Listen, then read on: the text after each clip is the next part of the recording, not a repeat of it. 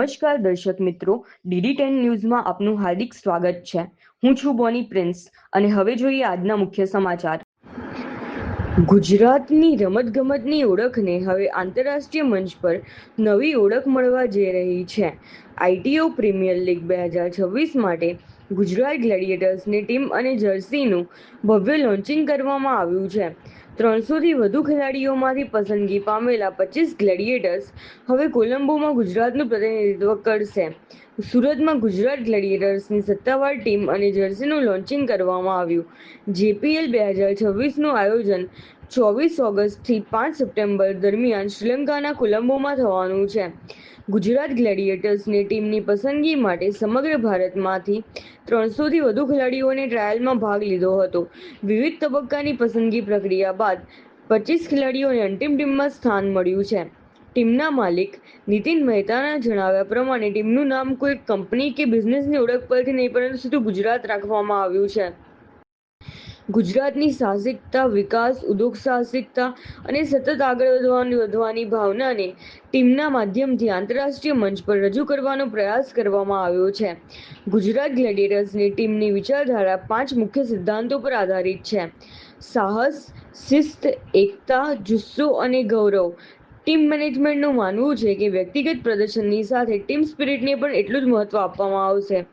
ગુજરાત ગ્લેડિએટર્સ માટે વધુ એક મહત્વપૂર્ણ સમાચાર એ છે કે ભારતના ભૂતપૂર્વ આંતરરાષ્ટ્રીય ક્રિકેટર પાર્થિવ પટેલ ટીમના બ્રાન્ડ એમ્બેસેડર બન્યા છે।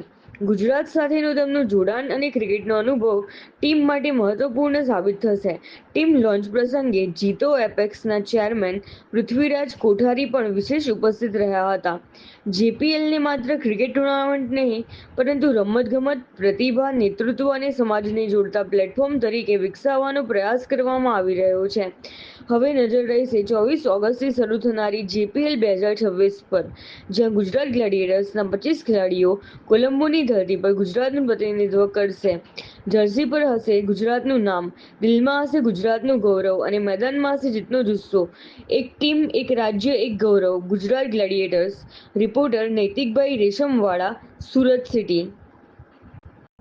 2026 પર, જ્યાં ગુજરાત ગ્લેડિએટર્સના 25 ખેલાડીઓ કોલંબોની ધરતી પર ગુજરાતનું પ્રતિનિધિત્વ કરશે।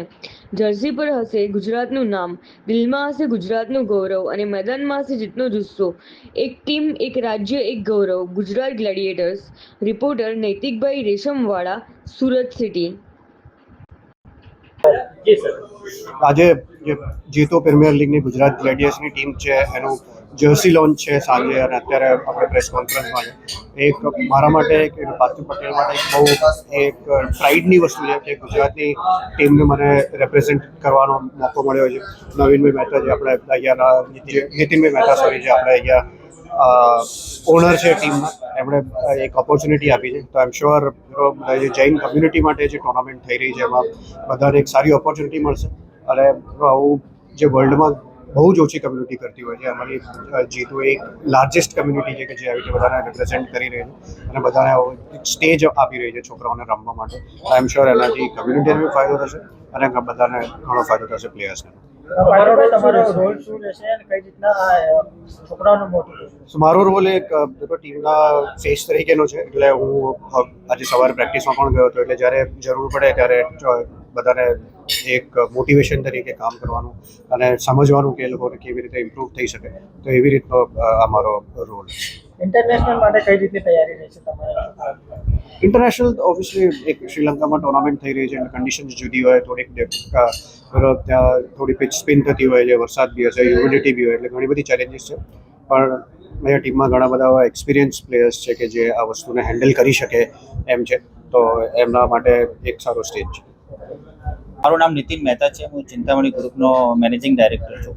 અમે લોકો આ ગુજરાત જે લીગ ગુજરાતી ટીમ રિપ્રેઝેન્ટ કરીએ છીએ JPLમાં, એ જૈન કમ્યુનિટીને આગળ લાવવા માટે અને જૈન પ્લેયરને એક એવો મોકો મળે કે એ IPL ના રમી શકે, ઇન્ડિયા નહીં રમી શકે, તો એનું એક પ્લેટફોર્મ ઊભું કરીએ છીએ કે સારા ટેલેન્ટેડ પ્લેયર હોય એમને એક જૈન કમ્યુનિટીના માધ્યમથી સારો એક એવો પ્લેટફોર્મ મળે કે એ માધ્યમથી એમનું સપનું પૂરું કરી શકે છે।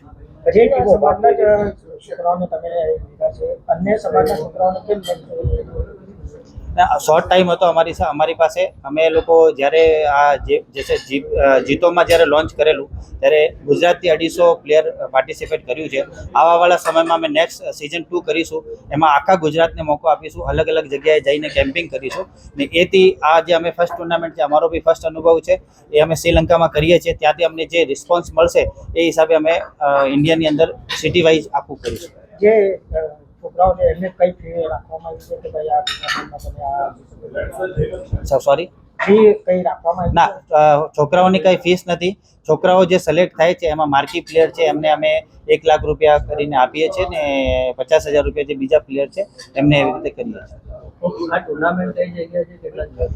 આ ટુર્નામેન્ટ શ્રીલંકા છે, કોલંબોમાં સીસી ગ્રાઉન્ડમાં છે. 24 તારીખથી શરૂ થશે અને 5 તારીખે એનું ફાઇનલ છે.